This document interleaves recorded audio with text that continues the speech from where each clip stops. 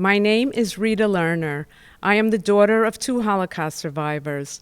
My mother, Henny Dermashkin Gurko, was a survivor of the Vilna Ghetto and Dachau. My father, Simon Gurko, survived in Siberia. I have been part of this commemoration for 32 years and have seen it grow to include the participation of the third generation and now the fourth generation. Together, we honor the memory of all survivors who have passed away, leaving us to carry on their great legacy. This year marks the second year that we are not able to gather in person. However, it is still our obligation to remember those that we lost. The Museum of Jewish Heritage, a living memorial to the Holocaust, will always be in the forefront of this important observance. On behalf of the museum and its many partner organizations, we are grateful that you are joining us online from your homes all over the world. Together, we will honor our Kedoshim who perished in the Holocaust.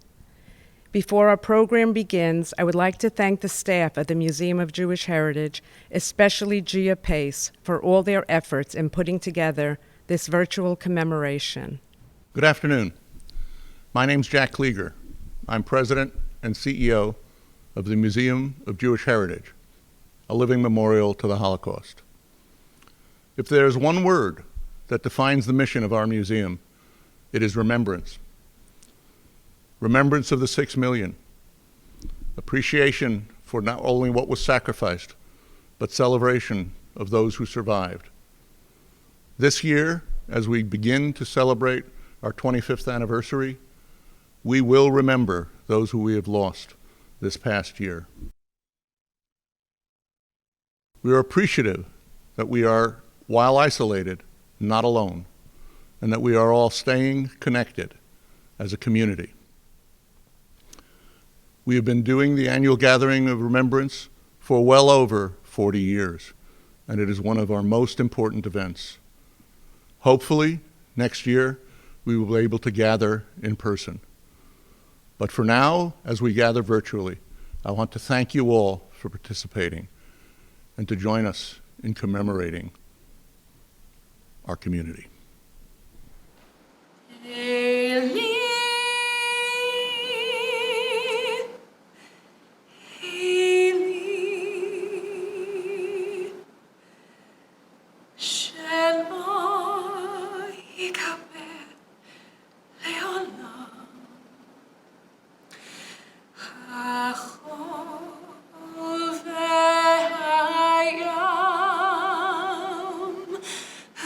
Rishnu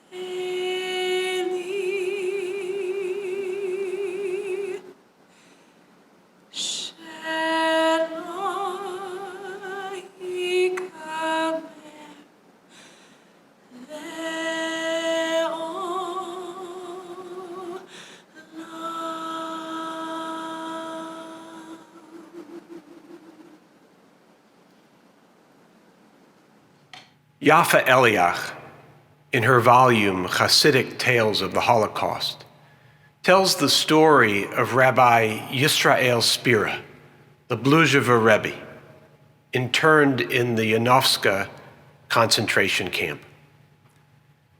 One night, in the dark of night, a stentorian voice pierced the air, demanding that all the inmates of the camp evacuate the barracks and gather in a vacant lot in the center of the camp.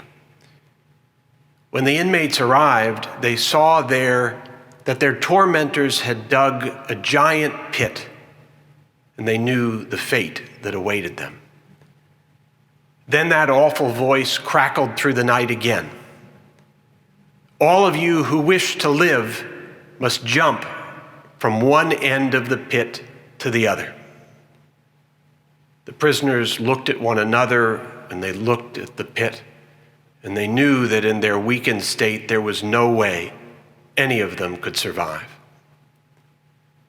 Among the thousands gathered in that field was Rabbi Spira, and beside him stood a man who turned to the Rebbe and said, "Spira, there is no way we can possibly leap from one end of this pit to the other. Rather, let us climb within it and accept our fate." The rabbi turned to the man and said, "No."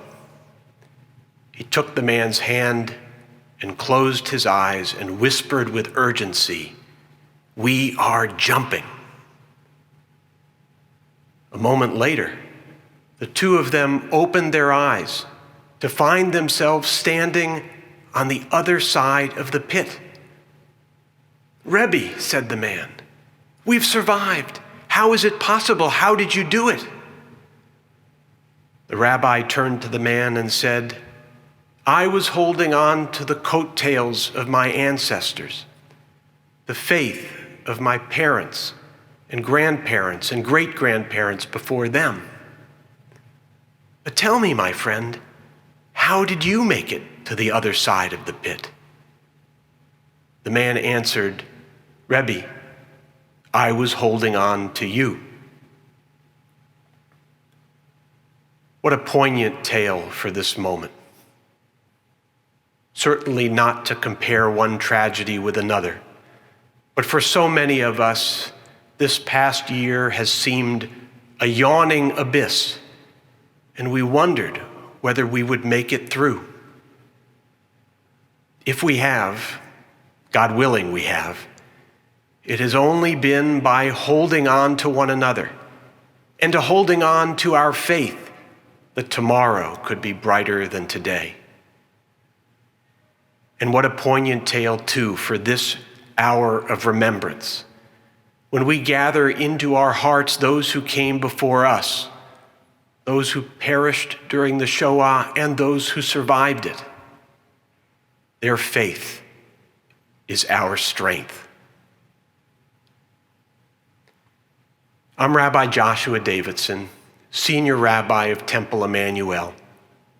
Year after year, it has been our sacred honor to host this gathering of remembrance. Sadly, we cannot be together in person this year, but next year, God willing, we shall be. Good afternoon. I'm Bruce Ratner, Chairman of the Museum of Jewish Heritage, a living memorial to the Holocaust. As you know, this year's Annual Gathering of Remembrance is being done virtually, as it was last year. It is our hope, and we are sure of it, that next year, as the museum celebrates its 25th anniversary, we will be able to attend this annual gathering of remembrance in person. And I'm sure that will be the case. This has not been an easy year for the museum, and it's been a particularly difficult year for Holocaust survivors. Many of them have been alone, and many have unfortunately passed away. I want to thank our extraordinary staff under the direction of Jack Klieger and our wonderful board of directors, which is always so supportive and has worked so hard to make this museum the excellent place that it is. And I want to thank, most importantly, all of you for being part of this very important and commemorative event. It is both inspirational and important and meaningful. So thank you all for attending. The most difficult thing that we had in the concentration camps, the starvation was terrible, the killings, the watching, the torture, the thirst, you name it was there. The most difficult thing that we all experienced and frightened about it is that none of us thought we'll come out alive, and there will be no one to bear witness. That was my grandmother, Judy Wiesel, talking about a promise she made as a young girl in the barracks at Stutthof concentration camp. She and the other prisoners there made a promise to each other that if anyone survived, they would tell the story of what happened. My Savta Judy was born the same year as Anne Frank, and at just 12 years old when the Nazis invaded Lithuania, the rest of her childhood became defined by daily torture, starvation, slave labor, and death. Our family was first imprisoned in the Kovno ghetto, and then Judy, her older sister Rachel, and their mother Mina were deported to Stutthof concentration camp. Judy was just 15 years old when she was ripped from her mother's arms the day Mina was selected to be murdered in the gas chamber there. Judy, her sister Rachel, and their brother Abe all survived the Holocaust. After the war, Judy moved to the United States, and it was here that she witnessed racism in her own neighborhood in Philadelphia. She could not sit idly by. She remembered that promise she made in the barracks at Stutthof, and she became an outspoken survivor and an activist. She dedicated the rest of her life to telling her story as a warning against bigotry and hatred, and spreading a message of love, hope, and justice. Hitler could not If you tell students this happened without having a survivor tell them I was there, it's going to be from a historian's point of view. It's not going to be from an eyewitness point of view. And it's two different things. And I'm thinking about it a lot. We're so fortunate that Judy gifted us with her story. Nothing can replace an eyewitness testimony. And that's why we were so sad when Judy passed away late last year at her home in Minnesota. I had developed a very special bond with my grandmother over the last few years, and I made a promise to her that I would make sure we continue to tell her story so that future generations can learn from it.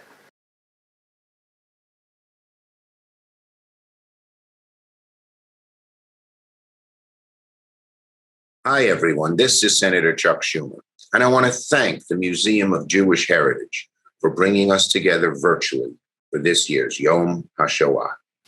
For many years, I've been honored to participate in this commemoration in person, renewing our promise to never forget and to honor those who perished under the horrors of the Holocaust.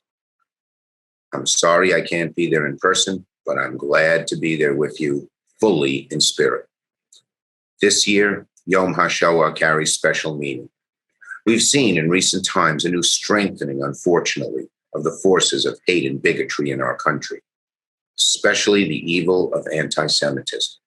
This year, we also observe Yom HaShoah in the midst of a pandemic. Over the past 12 months, survivors have endured new levels of loneliness, economic instability, and fear. To all who serve our survivors, and to everyone who has served the sick and needy during the pandemic, Toda Rabah, thank you so much, so much.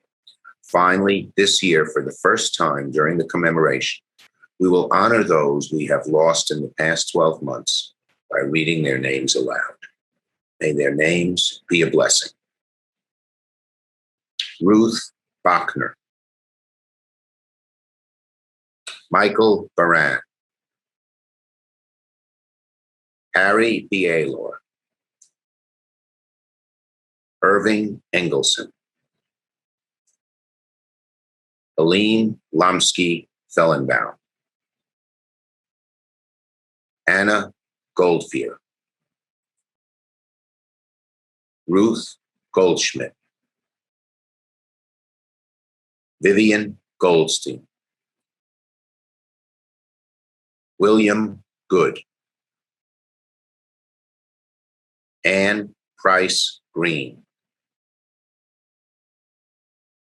Miriam Kleinman, Lillian Gusenfeider Willen Lazar, Rita Lowenstein, Leo Rector, Irving Roth,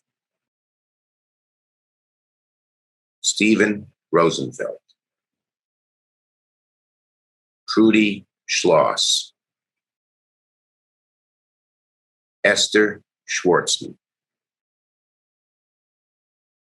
Italo Servi, Elizabeth Scherer, Boris and Belia Solovyov, Molly Steibel, Irina Lysate, Jack Weiss, Mary Weiss, Millie Zuckerman.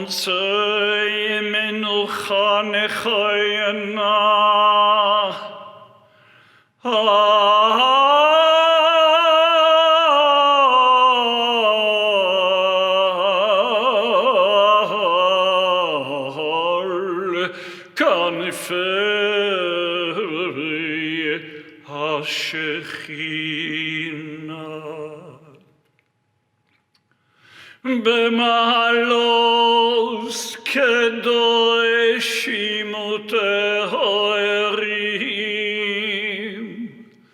כזוהר הרקיע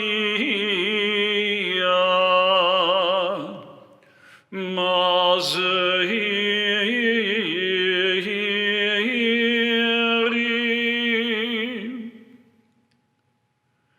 לנשמות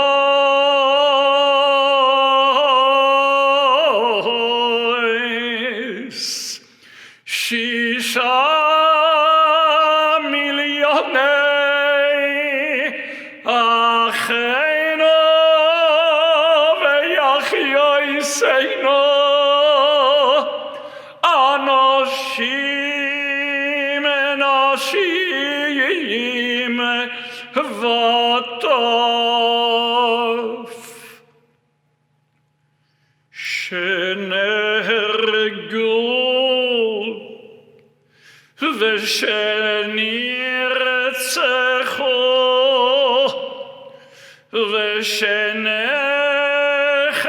ושנחנקו ושנשרפו ושנקברו חיים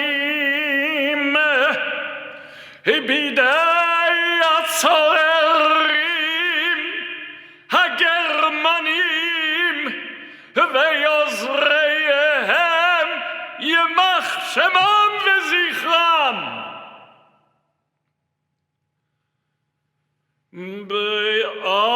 באושוויץ, טרבלינקה, מיידנק, בוכנוולד, סוביבור, חלמו, ברגן בלזן, טרזנשטט, מנטהאוזן ושיער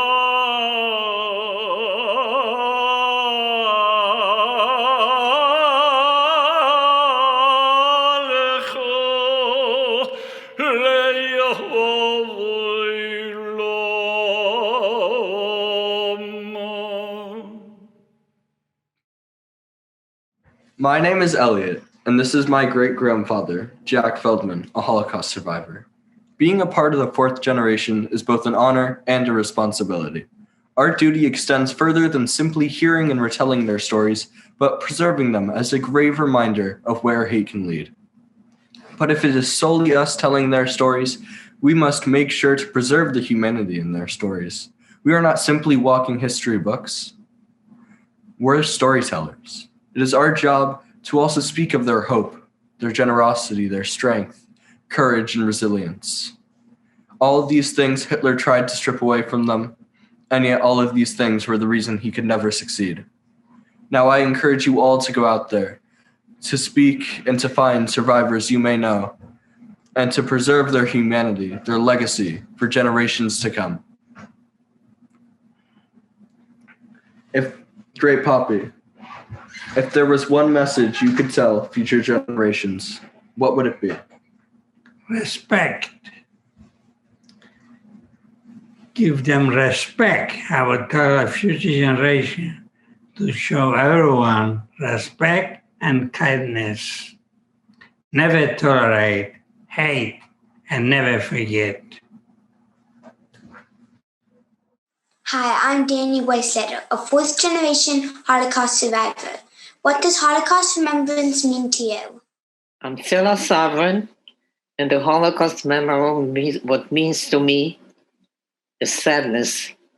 It's memory that I went through losing all my family, my mother Leah and my father Meir. In 1943, I lost them 10 days different between my father and my mother. It didn't take long to find out that I'm an orphan, and I'm hardly 13 years old. My grandmother, she survived the First World War as a widow with 5 children. I lost them now. My uncle Sheila, my uncle Salman with his twins and his family. My Aunt Ethel, my beautiful Aunt Ethel, she was always there for me, and Marcia. And they all gone. And it's very painful even to think about it, the way they disappeared. I would say my family of 30, they all gone. My name is Ethan. I'm a fourth generation, and my question is, how can we best honor those that we have lost? I'm Dr. Ruth K. Westheimer. I'm a member of the Board of Directors of the Museum of Jewish Heritage, and I congratulate all of you for this question, how to remember the ones that were lost in the Holocaust. And here is my advice. Every year, in addition to a yahrzeit candle, to that candle of memory, to give some money, even a little bit, to a charity of your choice, and it can be the Museum of Jewish Heritage. Shalom, all the best to all of you. Hi, my name is Adam, and my question is, what does lighting a candle today signify for you? My name is Alice Ginsburg, and I'm a Holocaust survivor. And I was born and raised in Munkac, which was Czechoslovakia, and now it's Ukraine. Munkac had a very flourishing Jewish community.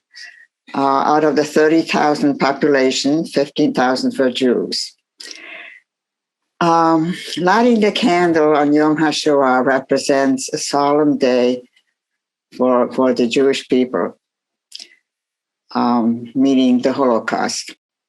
I personally light a candle the day my mother and my 9-year-old sister was killed on arrival from Auschwitz. Sorry. When we arrived in Auschwitz, they were sent to the crematorium. First the gas chambers, then the crematorium. So that day stays in my memory, a painful memory. which 76 years later is still there. And that's why I light a candle to commemorate their memory. Hi, I'm Jordan Weisletter, a fourth-generation Holocaust survivor.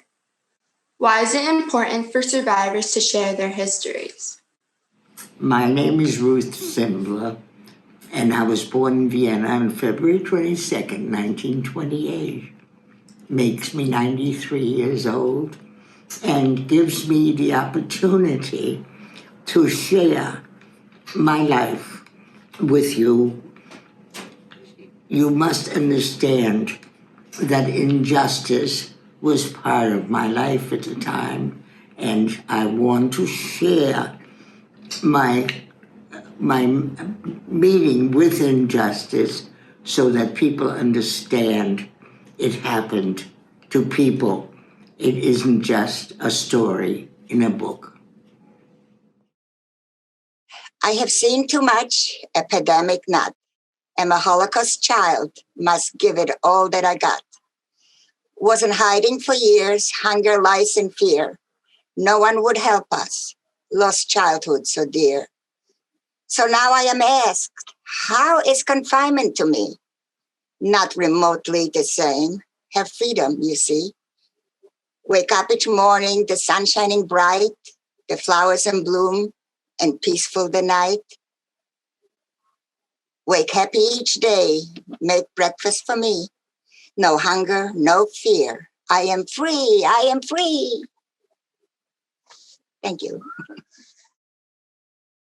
During the Holocaust, and yes, even after the liberation of the camps, the world spoke in whispers about what had happened, because the truth was like a judge, handing down a guilty verdict for everyone who said, "This too shall pass," or "It's half a world away," or even, "It's not my problem." For almost a decade after the Holocaust, the Jewish people were also silent. We were silent because we needed time to absorb what had happened, the unthinkable, a cruelty like no man had imagined, the goal of an annihilation of a people. We needed time to mourn those that perished. We needed time to recover and rebuild our lives. We needed time to once again be Jews and be proud of our heritage. As an Israeli and as a Jew, I take great pride in knowing the strength of our people. My father was born in a ghetto and was one of the lucky ones to survive. My mother's family strived to survive in Hungary. They and their families lived the hardships, yet they and the world saw how the Jewish people went from a state of powerlessness to empowerment. The epic rebirth of the Jewish homeland was established as sanctuary, a protective citadel for every Jew everywhere. When we created our state, we proclaimed to all the world that there is a time to keep silent and a time to speak up, a time to recover and a time to remember, and always the time to never forget. As we witness the resurgence of anti-Semitism in the world, it is more important than ever to remember the martyrs who died simply because they were Jews, to remember the survivors who bared and thank God still bear the bitter truth, and to remember the responsibility of knowing who we are as Jews, and the challenges our people have surpassed throughout time. We are still here, and Israel stands strong.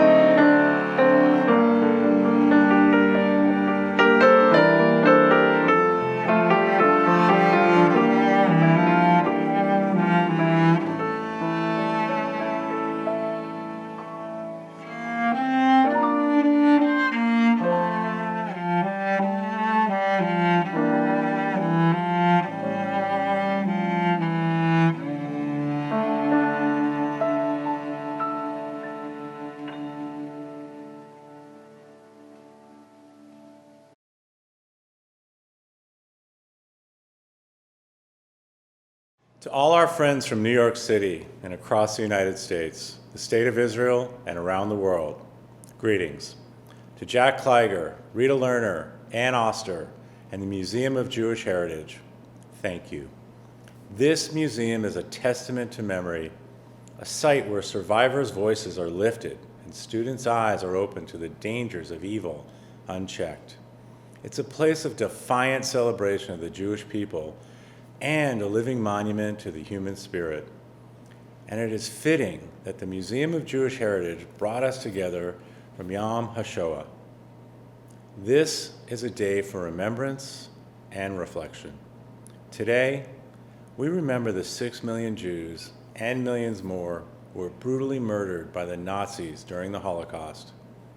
Today, we reflect on the staggering toll to families, to communities, to entire nations of this most heinous chapter in our history.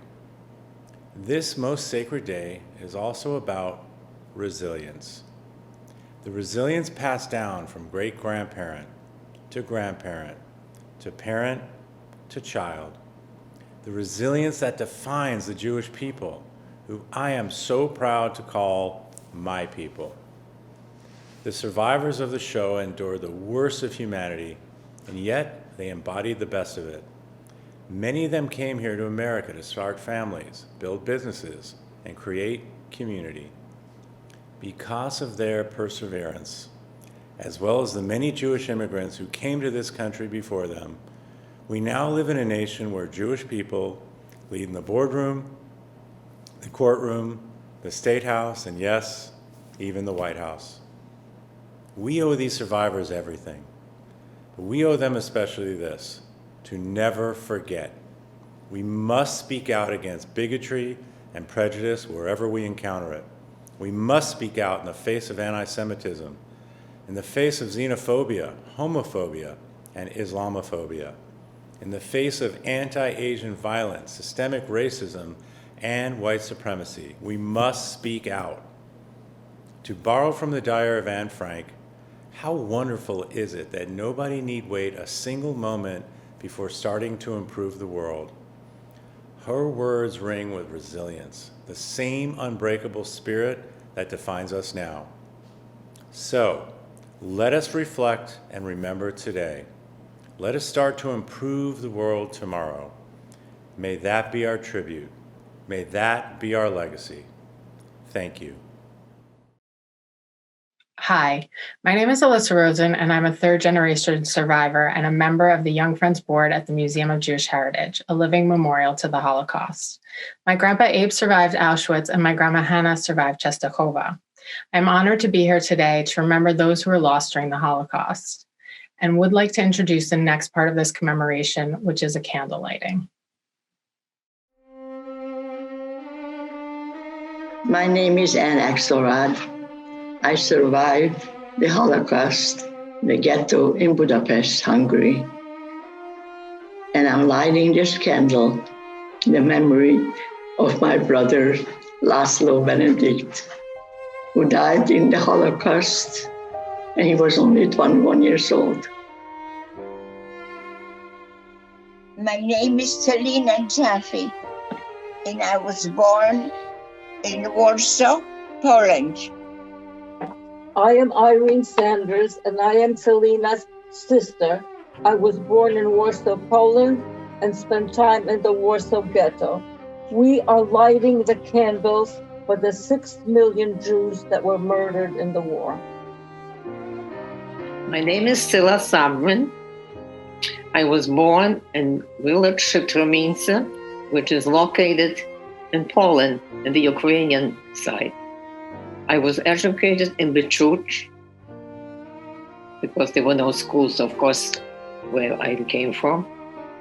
And I'm lighting the candle in memory of my whole family. My name is Erica Estes, and I was born in Hamburg, Germany on November 14, 1922. I went to England on a kinder transport on December 14, 1938, and I stayed in England throughout the war.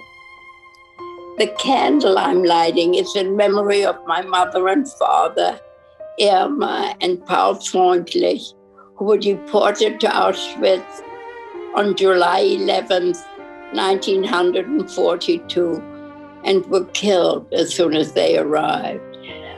But I'm also remembering my uncles and aunts and my 4 beautiful little boy cousins.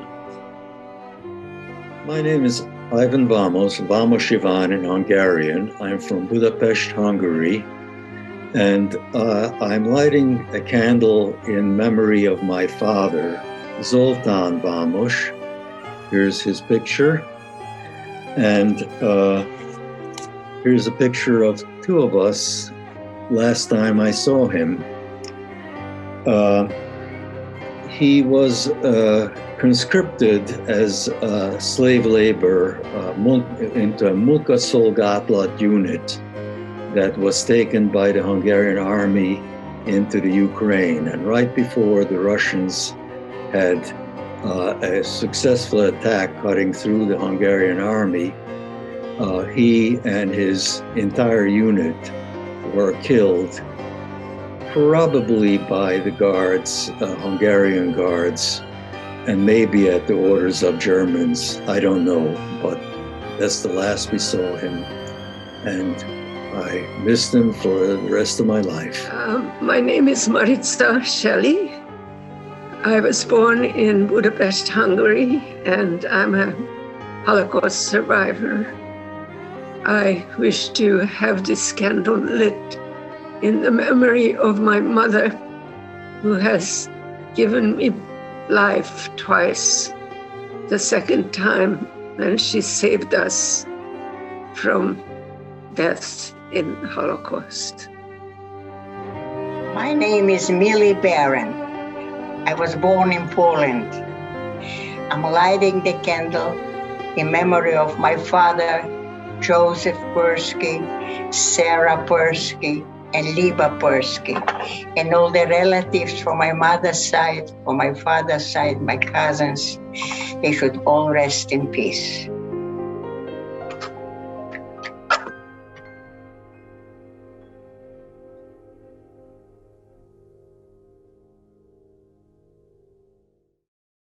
My name is Joseph Garay.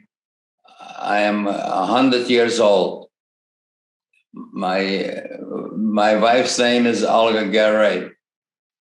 Also, we both are survivors, and we are in museum since the beginning, since they put in a shovel in the ground. Now I'll say Kaddish. Yizgadal v'yizkadash shemei rabo. V'almo deruch risei v'yamrech machisei. V'chayechona v'yamechona v'chayech l'chol beis Yisrael. V'agulu v'zmankura v'miromen. Yehei shemei rabo. Murach l'olam l'olam l'mayu. Yizborach v'yishtabach v'yispuar v'yisraimam v'yistase. V'yisadar v'yisalei v'yisalalo shemei d'kisho b'richu.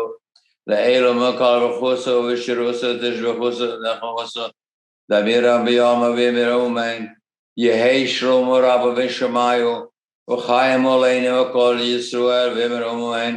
Ose shula v'miromav. V'yase shula oleinu v'kol Yisrael v'miromen. My name is Elisha Wiesel, and I was asked to speak about how I observe Yom HaShoah. Stop. For 1 minute, I watch on my screen as the air raid siren sounds in Israel. The cars on the highway all stop. Stop everything. The sound grabs me and clears my mind, and it reminds me of truths at the bedrock of who I am, truths that have no bottom. It tells me that my people were exterminated, that my father's parents, grandparents, 8-year-old sister were murdered for being Jews. That I am not supposed to be here. That we are not supposed to be here. But we are. And the siren screams, "Danger! Do not forget. Danger."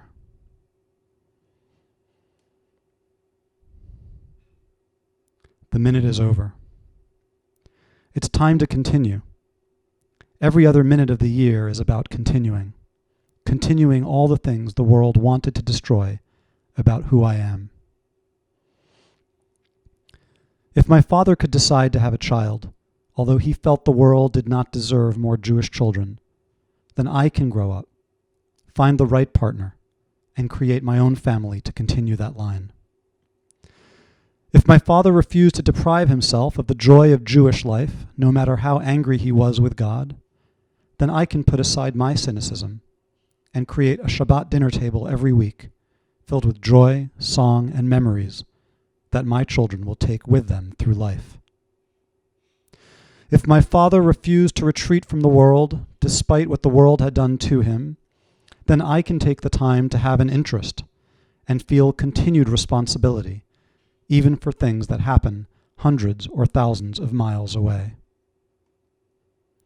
If my father loved the state of Israel and saw no conflict at all with being a loyal and proud American, then I will remind her most vocal critics who seek to minimize the complexity of how to achieve peace, that next week on Yom HaZikaron, an air raid siren will sound as well for the fallen soldiers and victims of terror on the way to that elusive peace.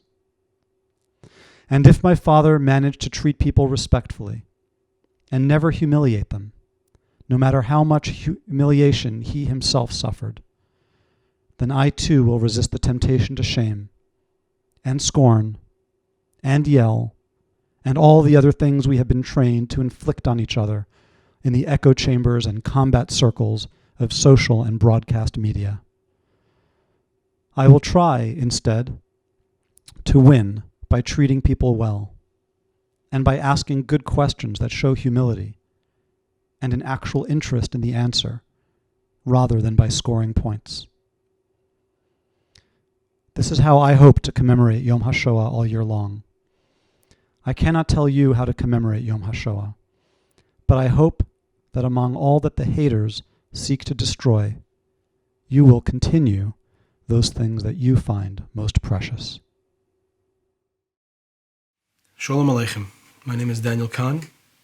I'm coming to you from our apartment here in Berlin, and it's a real honor for me to have been asked to perform this song for you. This is Zognit Keinmol, the hymn of the partisans, written by Hirsch Glick, a poet, songwriter, composer, and freedom fighter from the Vilna ghetto. In 1943, this song became the anthem of the Vereinigte Partisanenorganisatie, the United Partisan Organization. And 1 year later, in 1944, Hirsch Glick died. This song lives on, and his struggle lives on.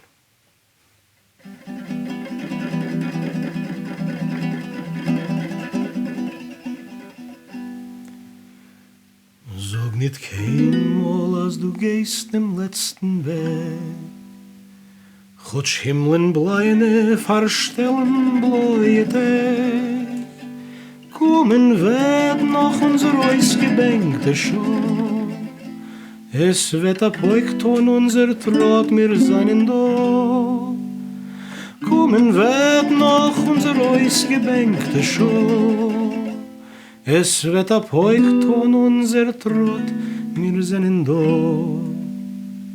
Von grünem Palmenland bis weißen Land von Schnee.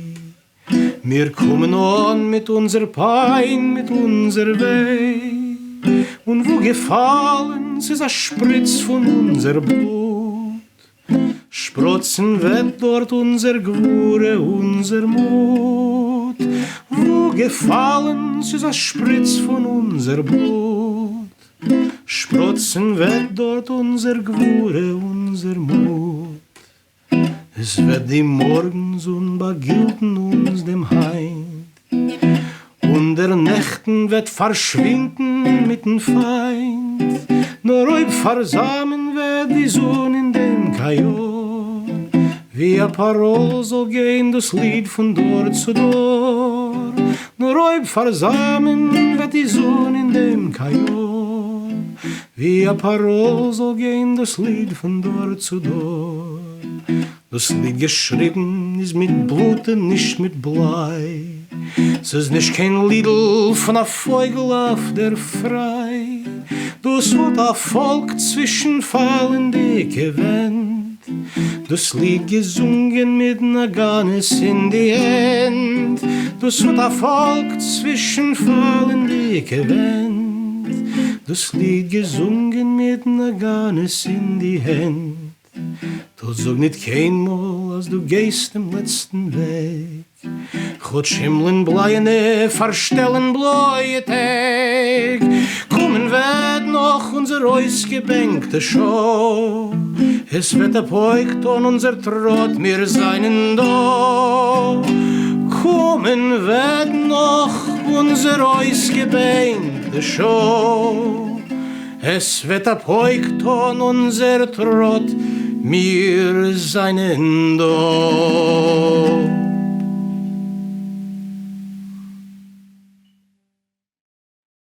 This marks the end of our commemoration. On behalf of the Museum of Jewish Heritage, a living memorial to the Holocaust, be safe and thank you for joining us today.